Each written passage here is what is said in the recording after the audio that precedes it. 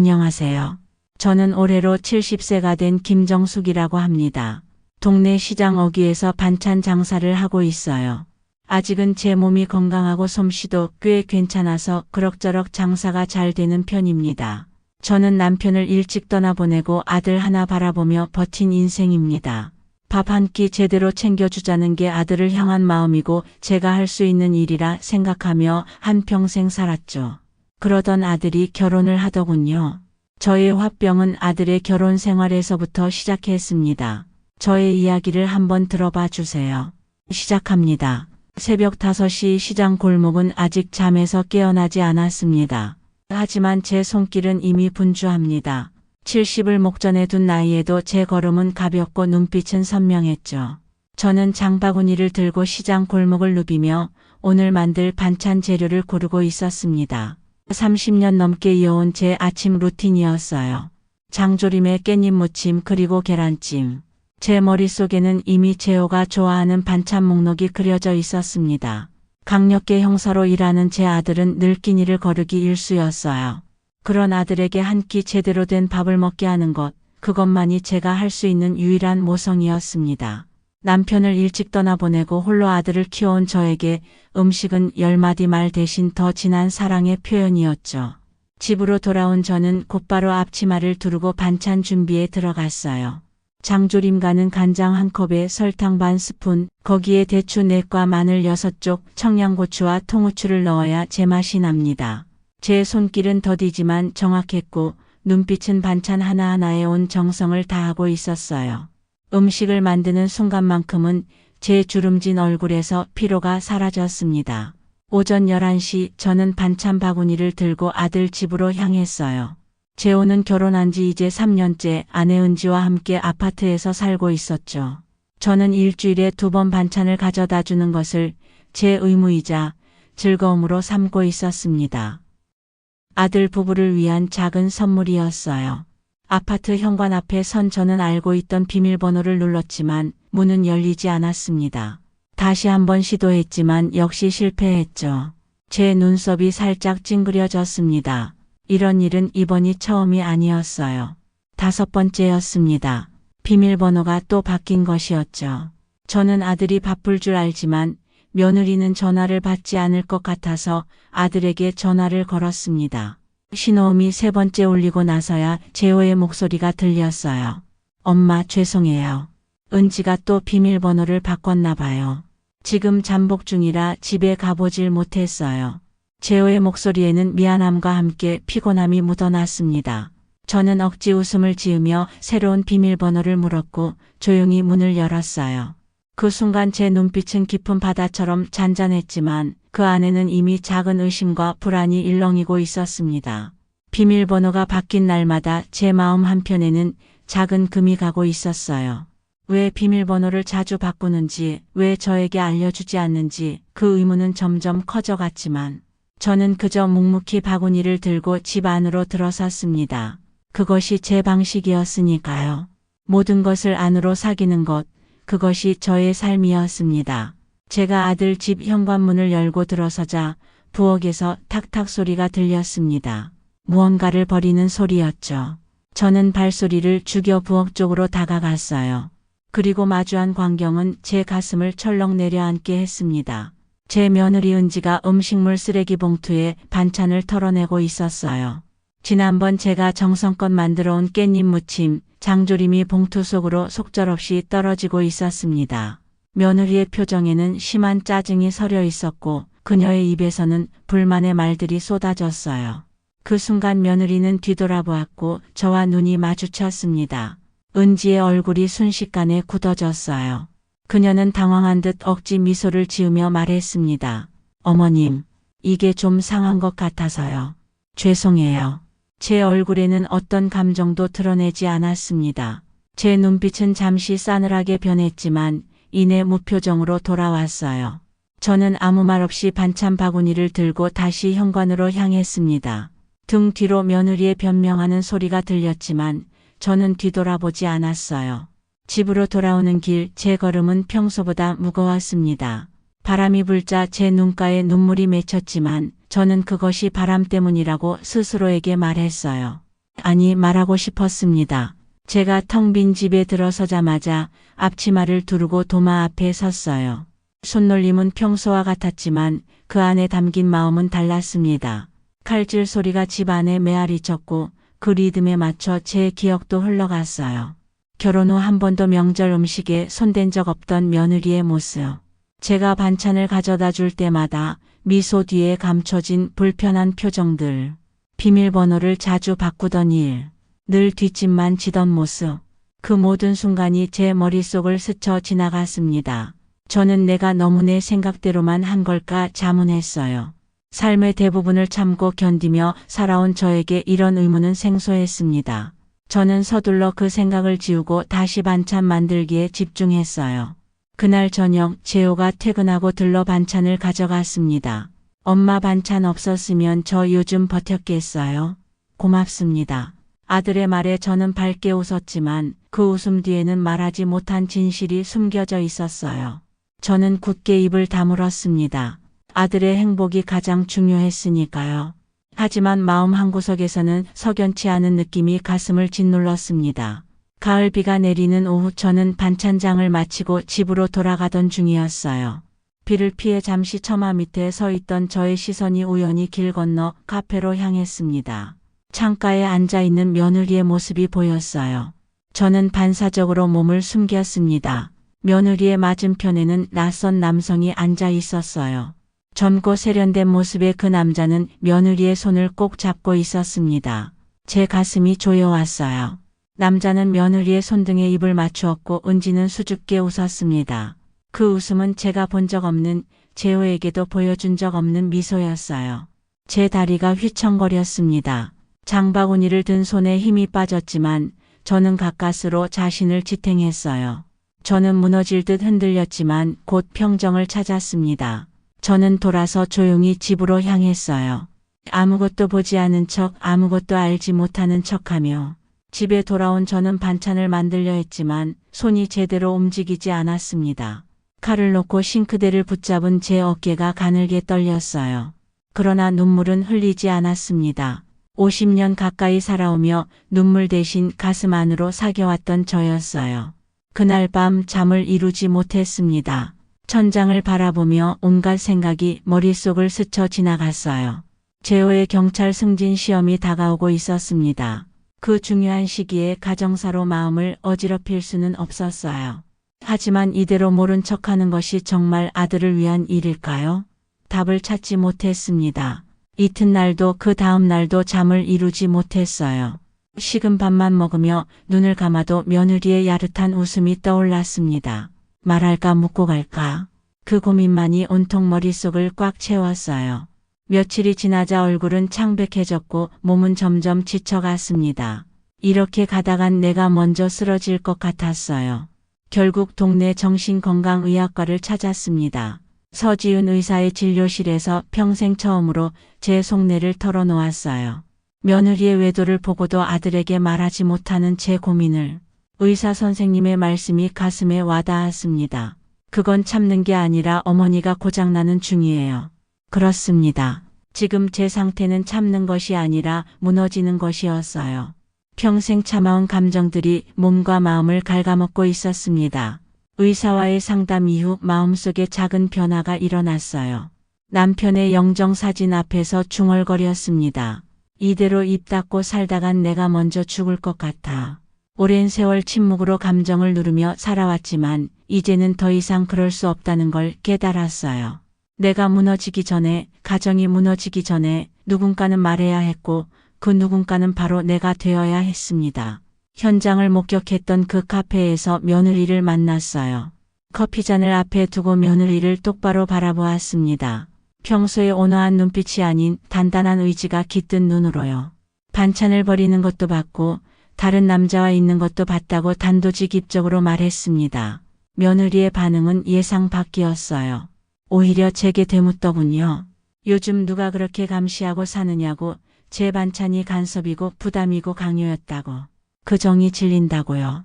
가슴이 찔렸지만 눈빛 하나 바꾸지 않았습니다. 30년 시장 반찬 가게를 지키며 단련된 단단함이 저를 지탱했어요. 그럼 그 정 이제 그만 줄게. 대신 내 거짓도 그만하자. 정리하고 나가라.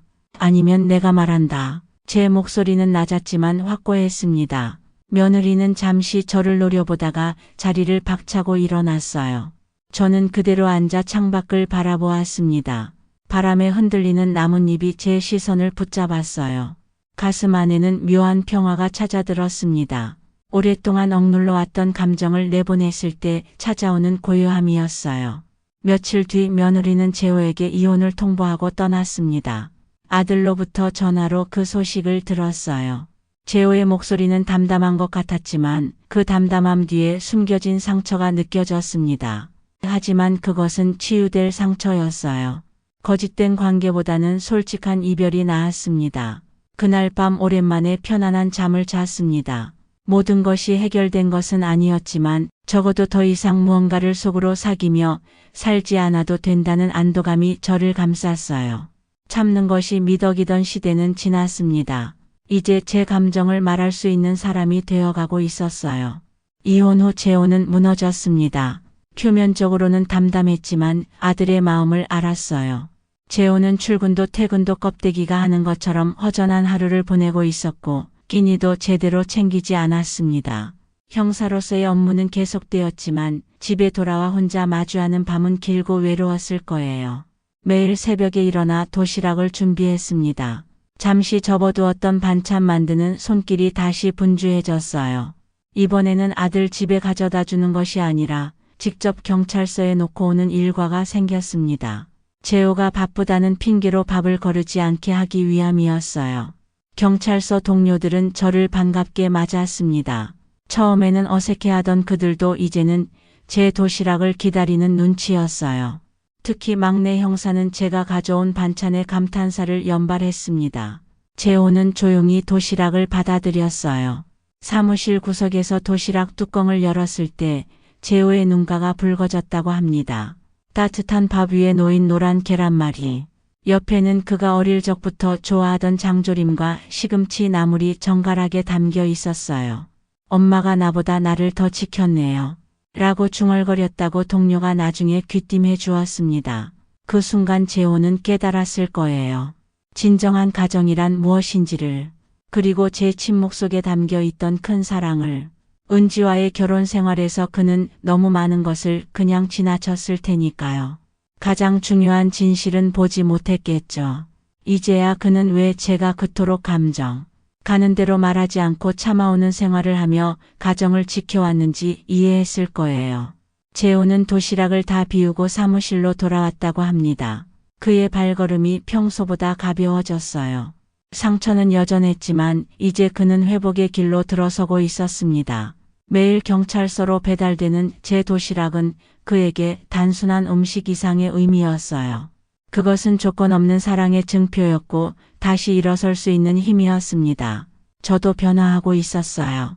아들을 위해 도시락을 준비하는 매일 아침, 더 이상 무언가를 참거나 숨기지 않았습니다. 반찬을 만들 때마다 진짜 마음을 담았어요. 그리고 그 마음이 아들에게 온전히 전해진다는 것을 알았습니다. 서지훈 의사 선생님 말씀처럼 이제 저는 더 이상 고장나지 않았어요. 감정을 인정하고 그것을 표현하는 법을 배우고 있었습니다. 가을이 깊어가는 어느 날 강력계 형사들을 위한 스트레스 관리 강연이 열렸다고 해요. 강단의 선 정신과 전문의는 다름 아닌 서지훈 의사 선생님이었습니다. 그녀는 차분한 목소리로 말했다고 합니다. 참는 게 미덕이던 시대는 지났습니다. 고장나기 전에 표현하세요. 강연을 듣던 재호는 문득 눈을 크게 떴다고 해요.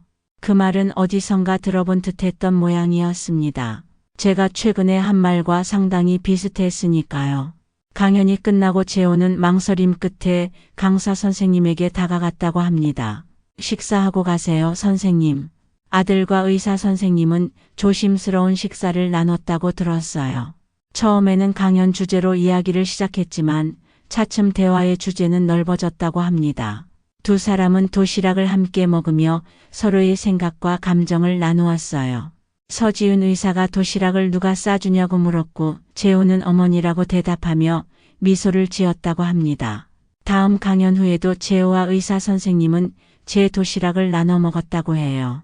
그리고 몇 번의 만남 끝에 둘은 서로를 바라보며 웃을 수 있는 사이가 되었다고 합니다. 그것은 단순한 웃음이 아니라 서로의 마음을 이해하고 있다는 신호였을 거예요. 두 사람은 마음의 언어를 서로 알게 된 것 같았습니다. 재호는 어느 날 서지훈 의사에게 고백했다고 해요. 그동안 자신이 얼마나 감정 표현에 서툴렀는지, 그리고 그것이 어떻게 첫 결혼 생활을 망가뜨렸는지를. 서지훈 의사는 조용히 들어주었고 재호가 자신의 감정을 말할 수 있도록 도왔다고 합니다. 서로 다른 방식으로 성장한 두 사람이지만 그들은 점점 하나의 방향으로 나아가고 있었어요. 저는 아들의 변화를 눈치챘습니다. 도시락을 가져갈 때마다 재호의 표정이 밝아지고 있었기 때문이죠. 가끔은 그의 입에서 서지훈이라는 이름이 새어 나왔어요. 조금 의아했습니다. 혹시 우리 의사 선생님 서지훈이 아들이 말하는 그 서지훈일까? 그러고는 조용히 미소 지었어요. 아들이 다시 웃음을 되찾았는데 어떤 서지훈이면 무슨 상관이랴.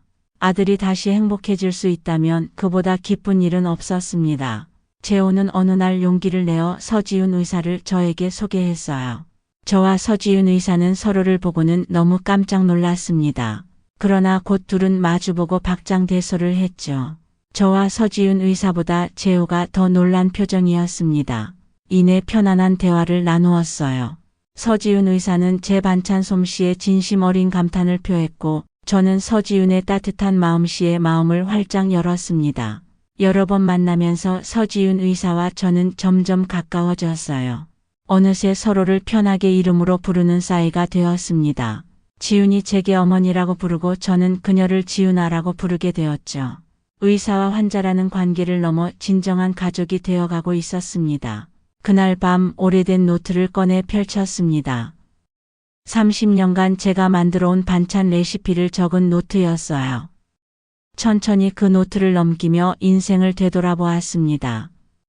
그리고 마지막 페이지에 새로운 문장을 적었어요. 음식은 나누는 것. 마음도 나누는 것.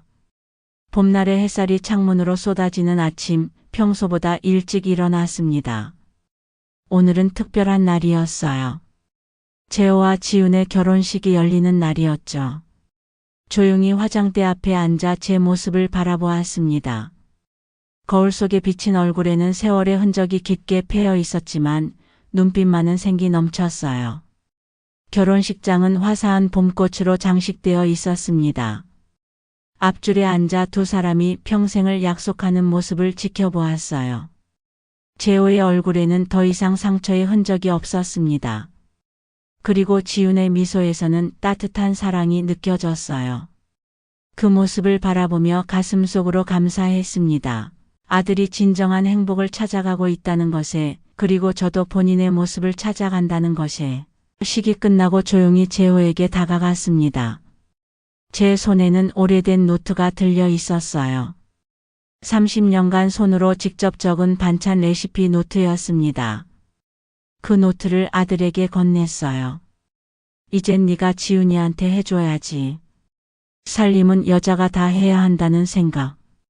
이젠 나도 안 해. 너 첫 결혼 보고 내가 많이 배웠어. 가정은 둘이 같이 만들어야 하는 거더라. 재호는 놀란 얼굴로 저를 바라보았습니다. 70평생을 전통적인 가치관 속에서 살아온 제가 이런 말을 할 거라고는 예상하지 못했을 거예요. 제 눈빛에는 확신이 담겨 있었습니다. 늙었다고 멈추진 않더라. 나도 배우더라. 재호는 저를 꼭 껴안았습니다. 그 순간 우리 둘 사이에 더 깊은 존중과 사랑이 강건해짐을 느꼈어요. 저는 아들의 등을 토닥이며 눈물을 참았습니다. 그것은 슬픔의 눈물이 아니라 새로운 시작을 맞이하는 기쁨의 눈물이었어요. 결혼식이 끝나고 아들과 새 며느리는 새 집에서의 생활을 시작했습니다. 이제 더 이상 매일 도시락을 싸지 않았어요. 대신 일주일에 한 번 두 사람을 초대해 함께 식사를 하는 시간을 가졌습니다. 그리고 그 식사 자리에서 저는 제 이야기를 더 많이 나누었어요.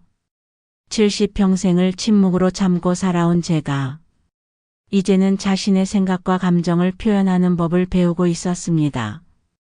재호와 지훈도 변화하고 있었어요. 두 사람은 제 반찬 노트를 참고하여 함께 요리하는 시간을 자주 가졌습니다. 재호는 더 이상 부엌을 여자의 공간으로 생각하지 않았고 지우는 음식을 통해 사랑을 표현하는 제 방식을 배웠어요. 두 사람은 서로의 장점을 존중하며 새로운 가정 문화를 만들어가고 있었습니다. 주말 오후 재호와 지훈의 주방에서는 분주한 소리가 들렸어요. 두 사람은 나란히 서서 반찬을 만들고 있었습니다. 아들은 무생채를 무치고 며느리는 계란말이를 말고 있었어요. 제 레시피 노트는 주방 테이블 위에 펼쳐져 있었고 두 사람은 가끔 그것을 들여다보며 서로에게 조언을 건넸습니다. 이게 엄마 비법인가 봐. 무생채에 배즙을 넣으래. 아들의 말에 며느리는 미소 지었습니다. 새 며느리는 저를 존경한다고 했습니다. 제 인생에서 마주한 어려움과 그것을 이겨낸 방식, 그리고 늦은 나이에도 배움을 멈추지 않는 모습이 며느리에게 큰 감동을 주었다고요. 재호는 지훈을 통해 저의 삶을 제대로 이해하기 시작했습니다. 제가 얼마나 강인한 사람인지, 그리고 그 강인함 뒤에 숨겨진 따뜻한 마음의 온도가 어떠한지, 아들의 고통이 더 이상 커지지 않게 일찍 용기 내주신 제 결단력에 새삼 감사하다고 했어요. 반찬을 다 만든 두 사람은 정가락에 반찬통에 담았다고 합니다. 그날은 그들이 직접 만든 반찬을 저에게 대접하기로 한 날이었어요. 이제는 그들이 만든 반찬으로 보답하고 싶었다고 합니다. 두 사람은 반찬통을 들고 시장 골목어기 제 가게로 향했어요. 저는 여전히 시장에서 반찬 가게를 운영하고 있었습니다. 이제는 예전처럼 매일 새벽부터 밤늦게까지 일하지는 않았지만 오랜 단골들을 위해 가게 문을 열어두는 것을 즐겼어요. 제 가게에 들어선 두 사람을 보고 반가움에 얼굴이 환해졌습니다. 이젠 저희가 해드릴게요.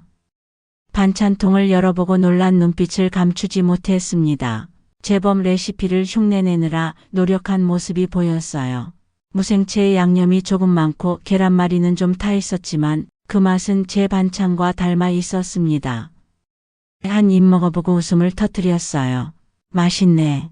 내 음식보다 더 맛있어. 물론 그것은 과장이었지만 제 마음은 진심이었습니다. 제 정성이 이제 아들과 며느리를 통해 다시 돌아온 것이었어요. 정성은 결국 되돌아오는 것이었습니다. 세 사람은 그날 오후를 시장 안 작은 가게에서 보냈어요. 서로의 이야기를 나누며 지나온 시간들을 회상하고 앞으로의 계획을 이야기했습니다.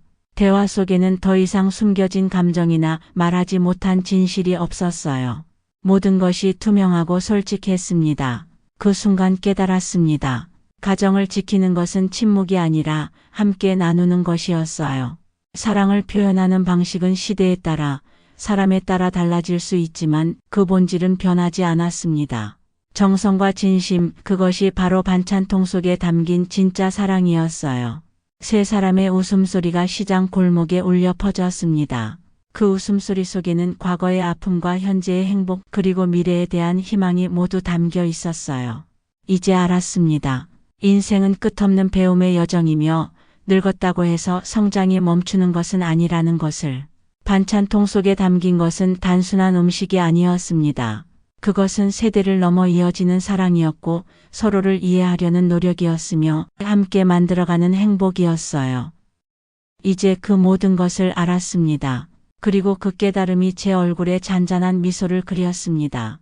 오늘 이야기 어떠셨나요? 여러분은 마음속에 묵직한 짐을 안고 있진 않으신가요? 오늘은 다 내려놓고 편안한 시간 보내는 하루 되시길 바랍니다. 좋아요와 구독, 알림 설정 꼭 부탁드립니다. 여러분의 댓글은 저에게 정말 큰 힘이 됩니다. 감사합니다.